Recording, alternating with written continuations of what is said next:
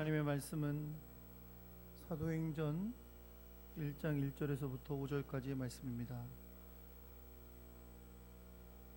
신약성경 사도행전 1장 1절부터 5절까지의 말씀을 함께 교독하겠습니다. 제가 가지고 있는 성경은 신약성경 186페이지에 있습니다. 사도행전 1장 1절입니다. 데오빌로여, 내가 먼저 쓴 글에는 무릇 예수께서 행하시며 가르치시기를 시작하심부터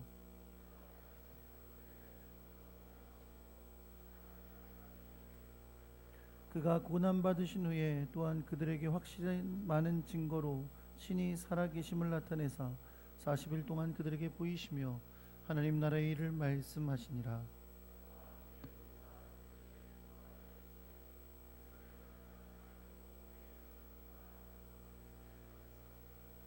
함께 있습니다. 요한은 물로 세례를 베풀었으나 너희는 몇 날이 못되어 성령으로 세례를 받으리라 하셨느니라.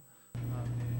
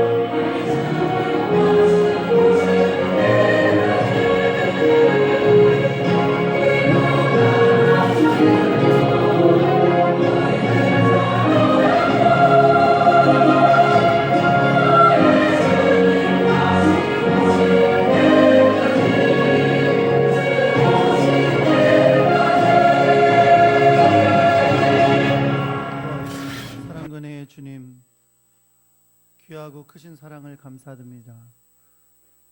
아무 자격 없는 우리들을 주의 긍휼로 구원하시고 하나님 나라의 백성이 되게 하시며 이에 귀하고 복된 예배의 자리로 불러주셨으니 감사합니다. 우리가 드리는 이 예배를 받으시고 주의 영광이 나타나기를 간절히 소망합니다. 오늘도 주님 앞에 빈손 들고 오지 아니하고 아름답게 예물을 준비하여 향기롭게 올려드린 주의 백성들이 있습니다. 그 손길을 주님 기억해 주셔서 주님의 능력의 손으로 잡아주시고 어디를 가든지 주 안에서 승리할 수 있도록 도우시고 하나님의 뜻을 이루며 영광 돌리며 이 세상 가운데 승리하는 하나님의 사람들이 되게 하여 주옵소서. 지혜를 더해 주시고 힘들 때 위로해 주시고 하나님의 크고 놀라운 사랑과 은혜의 역사가 저들의 삶에 나타나는 것을 날마다 경험케 하여 주옵소서. 주님 앞에 드려진 예물 하나님의 뜻을 따라 아름답고 복되게 사용되게 하여 주옵소서. 주의 말씀을 듣습니다. 오늘도 주의 성령이 우리에게 말씀하시는 세밀한 음성을 듣게 하시며 주의 뜻을 깨닫고 결단하는 믿음의 역사가 있게 하여 주옵소서. 우리 주 예수 그리스도의 이름으로 기도합니다. 아멘. 할렐루야. 옆에 계신 분들하고 인사하겠습니다. 잘 오셨습니다. 사랑합니다.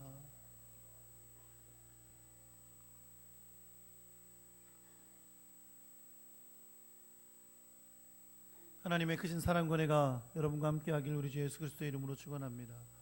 한번 따라해 보겠습니다. 아버지께서 약속하신 성령. 사람마다 기억의 한계는 있으니까 저도 기억의 한계는 있을 겁니다. 근데 제 기억에 제가 초등학교를 다닐 때 공부 때문에 학교에서가 아니라 부모님들에게 상을 받아본 적이 2번 정도 있습니다. 얼마나 점수를 받아서 받아봤는지는 잘 기억이 나지 않지만 한 번은 몇 점 이상 받으면 사주겠다 하셨던 책상을 받아본 적이 있습니다. 다 근데 동일한 기억은 아슬아슬하게 넘었다. 또 한 번은 또 어느 정도 성적을 받으면 사주시겠다고 했던 자전거를 받아본 기억이 있습니다. 제 기억에 잊혀지지 않는 것 보니 굉장히 의미가 있었구나 그런 생각이 드시죠? 근데 여러분, 제가 이제 부모가 돼서 그 일들을 좀 생각해 봤어요. 생각해 보니까 부모 입장에서 능력이 있다면 내 자녀에게 책상을 사주는 거 혹은 내 자녀에게 자전거를 사주는 게 뭐 그렇게 어렵겠어요? 그렇죠? 사주면 되지 그냥. 그런데 그렇게 사주지 않고 공부를 열심히 해서 이번 시험에 얼마 이상 맞으면 책상 사줄게 이렇게 약속하는 거. 공부를 열심히 해라, 이번에 평균 몇 점 이상 나오면 자전거 사줄게 이렇게 말하는, 약속하면서 해주는 것은 이유가 있는 거겠죠. 목적이 있는 거죠. 그 약속을 통해서 우리 자녀가 조금 더 열심히 공부하기를, 조금 더 힘을 내서 좋은 성적을 받기를 바라는 마음으로 하는 걸 것입니다. 생각해 보니까 여러분 이렇습니다. 우리가 이 세상을 살아가면서 참 많은 약속을 하며 살잖아요. 그렇죠? 근데 이 모든 약속들은 다 나름의 목적이 다 있어요. 약속을 그렇게 하는 이유와 뜻이 있다는 거죠. 예를 들면 우리가 결혼식에서 하는 약속처럼 귀한 게 없잖아요. 결혼식에서 같이 신랑 신부가 서약을 합니다. 요즘 뭐 주례 없이 하는 결혼식에도 자기들끼리 서약은 하더라고요. 서약이 없는 결혼식은 있을 수가 없으니까 서약을 하는데, 뭐 우리도 옛날에 다 했잖아요. 그죠? 검은 머리가 팥뿌리 갈 때까지 변치 않고 사랑하겠다고, 아플 때나 슬플 때나 괴로울 때나 건강할 때나 아닐 때나 변함없이 사랑하겠다고 그 약속 굳건히 지키고 계시잖아요. 아멘이 한 명도 안 나오는구나. 그렇게 우리 약속하잖아요. 근데 그렇게 약속하는 이유가 뭡니까? 결혼 이제 허가를 받아야 되니까 법적으로. 그것뿐만이 아니죠. 그렇죠? 왜? 이게 우리의 결혼 생활을 지켜줄 약속이 되니까. 결혼 생활을 행복하고 아름답게 지켜줄 약속이 되기 때문에 그렇습니다. 그러니까 수많은 우리가 약속을 이 세상에 살아가면서 합니다. 근데 그냥 우연히 아무렇지도 않게 하는 약속은 진짜 약속이 아닌 거고요. 정말 마음을 다해서 진짜 하는 약속이라면 그 약속은 무언가를 이루려고 하는 목적이 있다는 거죠. 여러분, 우리 하나님도 우리에게 약속을 주셨습니다. 그리고 그 약속을 반드시 지키시는 분이십니다. 오늘은 성령 강림절인데, 이 성령 강림절에 하나님께서 우리에게 주셨던 성령의 약속, 그리고 주님이 그 약속을 지키신 일이 우리에게는 어떤 의미가 있고, 아까 말씀드린 것처럼 모든 약속이 목적이 있는 것처럼 하나님도 우리에게 성령을 약속하시고 그 약속을 지키신 데는 분명 목적이 있는데, 그것이 무엇이고 우리의 신앙생활에 어떤 의미가 있는지를 겸손히 돌아보는 복된 시간이 될 수 있기를 예수 그리스도의 이름으로 축원합니다. 하나님은 약속의 하나님이십니다. 우리가 흔히 신학적으로는 이걸 언약이라고 부르는데, 하나님은 약속하시고 약속한 것을 이루시는 하나님이세요. 그 성경을 가만히 살펴보면 성경은 어느 날 갑자기 하나님이 우연히 하신 일이 있는 것이 아니에요. 하나님은 다 그것에 대해 미리 약속하시고 약속을 이루어 가십니다. 여러분, 아브라함을 하나님께서 부르셨죠? 아브라함을 부르시는 건 하나님의 구원 역사에 매우 중요한 사건입니다. 아브라함에게 너는 너의 본토 지척 아비 집을 떠나 내가 너에게 지시할 땅으로 가라 라고 말씀하시면서 아브라함에게 명령만 주실 뿐 아니라 약속을 해주셨습니다. 그렇죠? 우리가 흔히 하나님께서 아브라함에게 주신 약속을 세 가지로 요약해서 말씀하는데, 첫째는 큰 민족을 이루게 하겠다. 내가 너로 큰 민족을 이루게 하겠다. 후손을 줄 건데 얼마만큼? 하늘의 별과 같이 바다의 모래와 같이 수많은 후손을 너에게 주고 큰 민족을 이루게 하겠다고 약속하셔요. 두 번째는 땅을 주겠다고 약속하시죠. 하나님께서 약속하신 거룩한 땅, 가나안 땅을 주시겠다고 약속하십니다. 세 번째 약속은 하나님이 아브라함에게 복을 주시겠다고 약속하세요. 복을 주시겠다. 내가 너를 축복하는 자를 축복하고 내가 너를 저주하는 자를 저주하리라. 나는 너의 하나님이 되고 너는 나의 백성이 될 거다 라고 약속하시면서 하나님께서 아브라함에게 복의 약속을 해주십니다. 그런데 가만히 여러분 생각해 보세요. 아브라함을 사랑하셔서 아브라함을 특별히 택하셔서 아브라함에게 주신 복의 약속 같지만 사실은 아브라함에게 주셨던 이 복의 약속은 여러분과 저에게 주신 귀한 복의 약속들입니다. 뭘 말하고자 하는 거냐면, 하나님은 성경 전체에서 약속을 주실 때마다 그 약속 안에는 하나님의 뜻이 들어있다는 거죠. 아브라함을 택하신 하나님은 아브라함과 언약을 맺으시고 아브라함을 통해 이스라엘 백성을 이루게 하시지만 결국 그것을 통해서 하나님의 구원의 놀라운 역사를 이루시게 하려는 주님의 뜻과 계획이 있었다는 것입니다. 그래서 그 계획 가운데 또 했던 약속, 유명한 약속이 뭐예요? 이스라엘 백성과 하나님이 맺었던 시내산의 언약입니다. 그렇죠? 하나님께서 율법을 주시죠.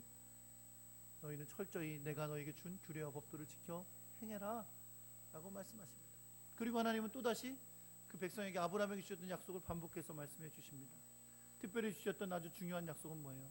나는 너희의 하나님이 되고 너희는 나의 백성이 될 거다. 내가 너희가 어딜 가든지 함께하고 지키시고 보호할 것임을 주님이 약속하셨습니다. 이 약속도 다 뜻이 있는 거예요. 하나님께서 이스라엘 백성을 택하시고 그들과 언약을 맺으신 것은 하나님께서 이스라엘 백성들이 온 세계 열방 가운데 하나님의 백성으로 드러나 하나님의 성품을 나타내고 하나님의 구원의 역사를 드러내기 위한 목적 가운데 이스라엘 백성을 택하시고 그들과 언약을 맺으신 겁니다. 궁극적으로는 하나님이 하나님의 백성들과 언약을 맺으시고 약속을 하시는 것은 그 약속을 이루어 주심을 통해 하나님의 영광이 드러나고 하나님의 일이 이루어지려고 하는 주님의 목적이 있다는 것입니다. 여러분과 저에게 오늘 주신 말씀 가운데 주신 성령의 약속도 우연히 주님께서 주신 것이 아니라 하나님이 우리에게 성령을 주심을 통해 주님의 뜻을 이루시기 위한 목적이 있음을 믿으시기를 예수 그리스도의 이름으로 축원합니다. 여러분과 제가 함께 읽은 사도행전 1장 1절은 우리에게 한 가지 중요한 사실을 가르쳐 줍니다.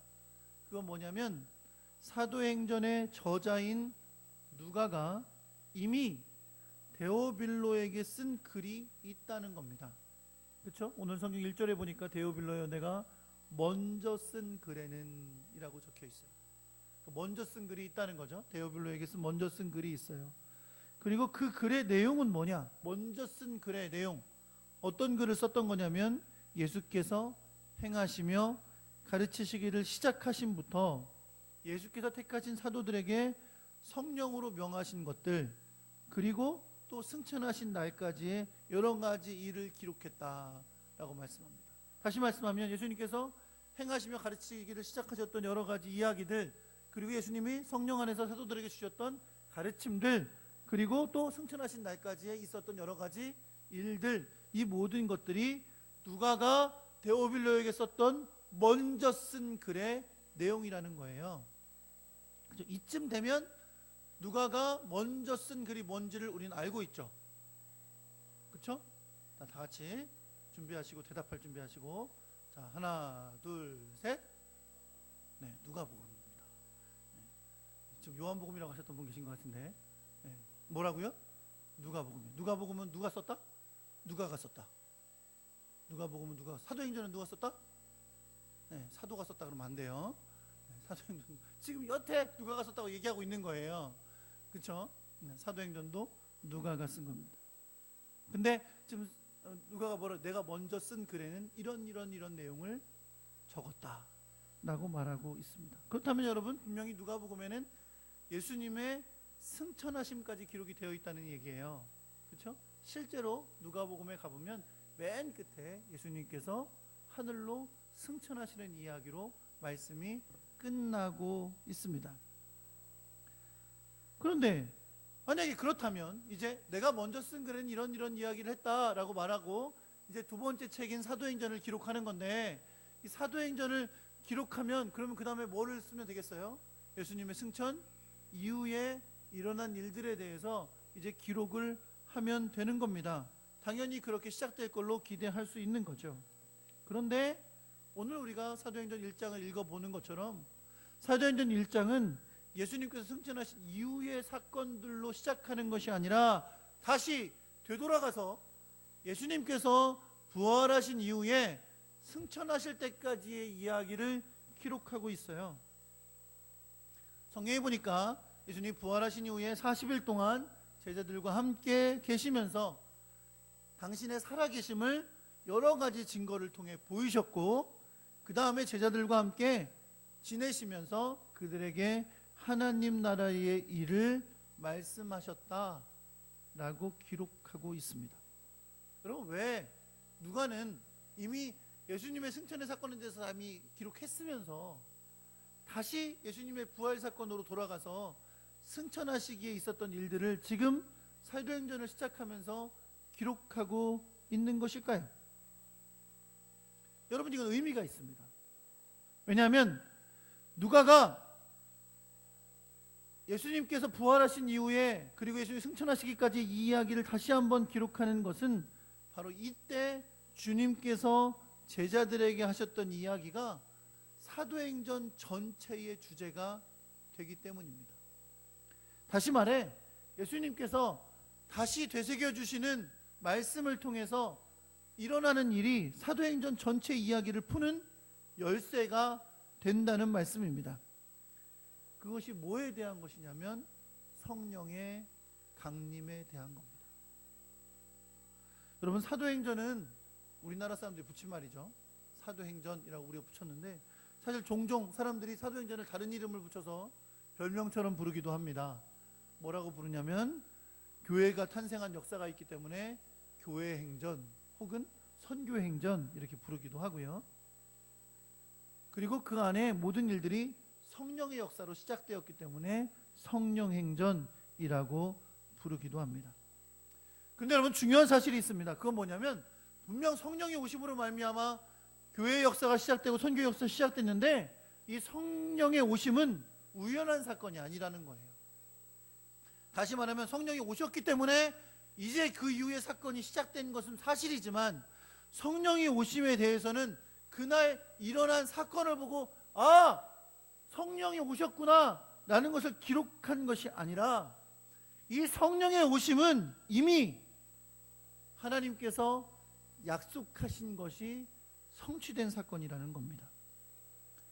다시 말해 성령의 오심은 갑작스럽게 하나님께서 역사하심으로 후에 기록된 역사인 것이 아니라는 거예요. 누가 간절히 성령님의 오심을 기도했더니 기도의 응답으로 온 것이 아니란 말이에요. 하나님께서 어떤 사람이나 교회를 너무 사랑하셔서 너희들에게 내가 성령을 줘야 되겠다라고 우연히 갑작스럽게 어느 날 하나님이 주신 것이 아니라는 겁니다. 성경은 분명 성령의 오심은 하나님이 약속하신 것을 성취한 것임을 보여주고 있습니다. 오늘 여러분과 제가 읽은 본문은 부활하신 예수님께서 제자들에게 이 성령을 주신다고 했던 하나님의 약속을 되새겨주는 말씀이에요. 4절에 보니까 예수 그리스도께서 사도들과 함께 모이셨을 때 그들에게 이렇게 분부하십니다. 예루살렘을 떠나지 말고 내게서 들은 바 아버지께서 약속하신 것을 기다리라. 한번 따라해 볼까요? 예루살렘을 떠나지 말고 내게서 들은 바 아버지께서 약속하신 것을 기다리라. 여러분, 예루살렘은 사실 제자들의 고향이 아니에요. 그곳은 낯선 곳이에요. 물론 예수님과 함께 사역하면서도 제자들이 종종 예수님과 함께 예루살렘에 올라온 적이 있죠. 특별히 무슨 절기 같은 때에 절기를 지키기 위해서 예루살렘에 올라왔지만 사실 예루살렘은 그들의 집이 있는 곳이 아닙니다. 예수님도 잠깐 예루살렘에 올라오신 적은 있지만 대부분의 3년간의 공생의 사역은 어디서 하셨어요? 갈릴리 지역에서 하셨어요. 그러니까 예수님께서 십자가 못 박혀 돌아가시니까 제자들이 어떻게 했어요? 짐 싸들고 다시 갈릴리로 내려가잖아요. 그렇죠? 가서 고기 잡습니다. 더더군다나 예루살렘은 예수님이 비참하게 십자가에 못 박혀 죽으신 곳이잖아요. 언제 무슨 박해가 또 있을 줄 알아요. 그런데 제자들에게 예루살렘은 그렇게 머물고 싶은 곳이 아닐 수 있습니다. 더더군다나 예수님이 만약에 이제 정말 말씀하신 대로 하늘로 올라가시면, 승천하시면 제자들이 굳이 예루살렘에 남아서 있을 이유가 없는 거죠. 그런데 예수님은 오늘 제자들에게 예루살렘을 떠나지 마라 라고 말씀하십니다. 그리고 뭐라 그러세요? 내게서 들은 바 아버지께서 약속하신 것을 기다려라, 이렇게 말씀하십니다. 여러분, 하나님께서 약속하신 것을 기다리라 말씀하시는데 이것을 기다리는 건 예수님이 승천하신 이후에 기다려야 되는 일이에요. 그래서 예수님은 그들과 함께 계시지 않을 거예요. 그런데 예수님 미리 말씀하시는 거죠. 내가 승천하더라도 어떻게 해라? 예루살렘 떠나지 말고 아버지께서 너에게 주신다고 했던, 내가 너에게 말했었던 그것이 올 때까지 예루살렘 떠나지 말고 기다려야 된다 라고 말씀하신 거예요. 약속하신 것이 뭐예요? 바로 성령의 강림, 성령의 세례입니다. 그래서 5절에서 이렇게 말씀하시죠. 요한은 물로 세례를 베풀었으나 너희는 몇 날이 못되어 성령으로 세례를 받으리라 라고 말씀합니다. 이 성령의 세례가 너희에게 임할 때까지 예루살렘을 떠나지 말고 기다려라 라고 말씀하시는 거예요. 그리고 이 성령의 세례는 바로 이미 예수님께서 제자들에게 아버지께서 주신다고 약속하신 것임을 전하였던 것입니다. 결국 이것은 예수 그리스도의 승천 이후에 성령을 각 믿는 자들에게 주시는 것은 이미 하나님께서 계획하신 일이고 예수님을 통해 제자들에게 이미 알려주셨던 일이라는 겁니다. 사랑하는 성도 여러분, 성령님은 삼위일체 하나님의 한 분이십니다. 그렇게 믿으십니까? 삼위일체 하나님 누구세요? 성부와 성자와 성령이십니다. 네. 집에 아버지가 있는데 집에서는 아버지, 회사 나가서는 부장님, 교회 오면 장로님, 이게 삼위일체다. 맞습니까? 틀립니까? 이렇게 들으신 분들 되게 많으시죠? 아닙니다. 네, 그건 잘못된 얘기예요. 네, 어디 가서 반석교에서 그렇게 가르치더라 그러시면 큰일 나요. 네, 그거 아닙니다. 삼위 하나님은 완전히 세 분이신데 완전히 한 분이십니다. 한번 따라해보세요. 완전히 세 분이신데 완전히 한 분이시다. 목사님, 그게 뭔 소리예요? 네, 뭔 소리인지 몰라서 삼위일체는 신비한 거예요. 삼위일체 하나님은 성부, 성자, 성령이 역사하시지만 절대적으로 한 분이시고 하나로 역사하시는 분이십니다. 어쨌든 여러분, 성령 하나님은 삼위일체 하나님의 한 분이시기 때문에 이 세상 만물을 창조하실 때부터 계셨습니다. 영원부터 계신 분이십니다. 하나님은, 성령 하나님은 구약 시대에도 역사하셨던 분이십니다.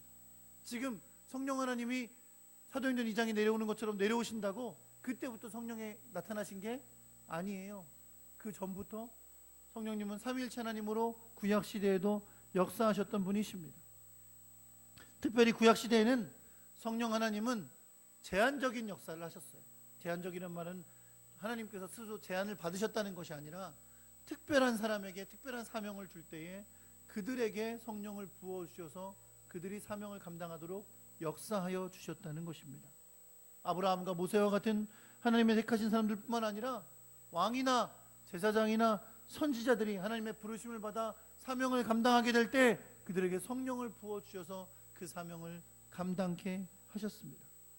사무엘상 10장 9절에 보면 이스라엘의 왕으로 첫 번째 왕으로 택함을 받은 사울이 있습니다. 사울이 사무엘의 기름 부음을 받았을 때 하나님의 영이 그에게 임했다고 했습니다. 그래서 그가 선지자처럼 예언했던 장면이 성경에 나옵니다. 사무엘상 16장 13절에 보면 이번에는 하나님께서 사울을 버리시고 다윗을 택하시는 장면이 나옵니다. 사무엘이 또다시 다윗에게 기름을 부었더니 여호와의 영으로 크게 감동되었다 라고 성경이 기록하고 있습니다. 성경의 위대한 선지자들은 모두 성령의 감동으로 일한 사람들입니다. 모두 다 성령의 말씀을 받아서 그것을 입을 열어 혹은 글로 성도들에게, 백성들에게 전파했던 사람들이 선지자들입니다. 누구보다 위대한 선지자로 알려진 엘리야 선지자 아시죠? 엘리야는 성경에 보면 참으로 많은 기적과 이사를 행했던 사람입니다. 이제 엘리야가 자기가 하나님 앞에 올리심을 받게 될 거예요. 죽음을 보지 않고 하나님께 올리심을 받게 될 것을 알고 제자였던 엘리사에게 묻습니다. 나를 내게서 데려감을 당하기 전에 내가 내게 어떻게 할지를 구하라. 내가 이제 올라갈 건데 나한테 뭐 구하는 게 있는지 지금 말해라 라고 말합니다. 그때 엘리사가 엘리야에게 이렇게 말합니다. 당신의 성령이 하시는 역사가 갑절이나 내게 있게 하소서 라고 말합니다. 뭘 말합니까 여러분? 선지자로서 엘리야가 놀라운 역사를 행하고 기사와 이적을 일으켰지만 그것은 다 누구의 역사였다? 그에게 감동하셨던 성령님의 역사였음을 보여주고 있습니다. 왕이나 선지자가 아니더라도 특별한 사명을 받은 사람들에게 성령의 임하심이 있었습니다. 출애굽기 35장 30절에 31절에 보면 성막을 지을 사명을 받았던 부살렐에게 하나님의 영이 충만했다고 말씀하고 있습니다. 이렇게 구약시대에는 성령 하나님이 아주 특별하게 하나님이 택하신 자들에게 특별한 상황과 특별한 일 가운데 역사하셨던 것을 볼 수 있습니다. 그러나 구약 성경은 분명히 우리에게 말해줍니다. 분명 하나님이 정하신 때가 되면 성령께서 하나님의 택하신 백성들에게, 백성들 모두에게, 각 사람에게 부어지게 될 것을 약속하십니다. 그것이 요엘서 2장 28절과 29절의 말씀입니다. 그 후에 내가 내 영을 만민에게 부어주리니 너희 자녀들이 장래일을 말할 것이며 너희 늙은이는 꿈을 꾸며 너희 젊은이는 이상을 볼 것이며 그때 내가 또 내 영을 남종과 여종에게 부어줄 것이다 라고 말씀합니다. 사도행전 2장에 보면 오순절에 성령의 강림이 이루어집니다. 놀라운 성령의 역사로 말미암아 불이 혀같이 발라지는 역사가 각 사람에게 임하고 방언하며 놀라운 역사가 나타났을 때에 베드로가 일어나 설교합니다. 그때 그는 이 요엘서 2장 28절과 29절의 말씀을 인용하면서 그 구약의 하나님의 약속이 지금 이루어진 것임을 증거하는 것을 볼 수가 있습니다. 여러분 오늘 본문 4절에 보니까 예수님께서 분명 아버지의 약속하신 것을 기다리라고 말씀하셨는데 그 성령이죠. 성령님의 세례를 기다리라 말씀하시면서 이미 이것을 당신이 그들에게 전했다고 말씀하셨습니다. 이미 성령이 임하실 것을 예수님이 제자들에게 가르쳐 주셨었다는 거죠. 이 가르침은 대부분 다 요한복음에 기록되어 있습니다. 요한복음 14장 16절에 보면 내가 아버지께 구하겠으니 그가 또 다른 보혜사를 너희에게 주사 영원토록 너희와 함께 있게 하실 것이다 말씀합니다. 14장 26절에도 보혜사 곧 아버지께서 내 이름으로 보내실 성령 그가 너희에게 모든 것을 가르치고 내가 너희에게 말한 모든 것을 생각나게 하시리라 말씀합니다. 심지어 요한복음 16장 7절에서 8절은 이렇게 말씀합니다. 그러나 내가 너희에게 실상을 말하노니 내가 떠나가는 것이 너희에게 유익이라. 내가 떠나가지 아니하면 보혜사가 너희에게로 오시지 아니할 것이요 가면 내가 그를 너희에게로 보내리니 그가 와서 죄에 대하여 의에 대하여 심판에 대하여 세상을 책망하리라 말씀하십니다. 예수님께서 제자들에게 예루살렘을 떠나지 말고 기다리라고 말씀하신 것은 바로 이미 예수님께서 제자들에게 가르쳐 주셨던 그 성령의 약속의 성취를 기다리라는 것입니다. 그리고 예수님은 이스라엘의 회복에 대해 묻는 제자들에게 다시 그들에게 임하실 성령에 대해서 말씀하시면서 성령님의 임하심의 역사가 어떤 일을 이룰 것임을 설명해 주십니다. 그것이 바로 사도행전 1장 8절의 말씀입니다. 한번 같이 외워보실까요? 못 외우시는 분들은 성경을 보시면 됩니다. 사도행전 1장 8절 같이 외워보겠습니다. 시작. 오직 성령이 너희에게 임하시면 너희가 권능을 받고 예루살렘과 온 유대와 사마리아와 땅끝까지 이르러 내 증인이 되리라 하시니라. 아멘. 한번 따라해 볼게요. 오직 성령이 너희에게 임하시면. 이게 하나님의 약속이에요. 분명히 성령을 주신다고 했고 성령이 분명히 임하실 거라는 겁니다. 성령이 임하시면 어떤 일이 일어난다고요? 너희가 권능을 받고, 할렐루야, 너희에게 권능이 임할 것이다. 근데 이 권능은 어디에 쓰는 권능이에요? 예루살렘과 온 유대와 사마리아와 땅끝까지 이르러 예수 그리스도의 증인이 되게 하는 권능이에요. 사랑하는 성도 여러분, 분명 성령을 통해 우리는 성령의 역사하심을 봅니다. 수많은 성령님의 역사가 우리 가운데 있습니다.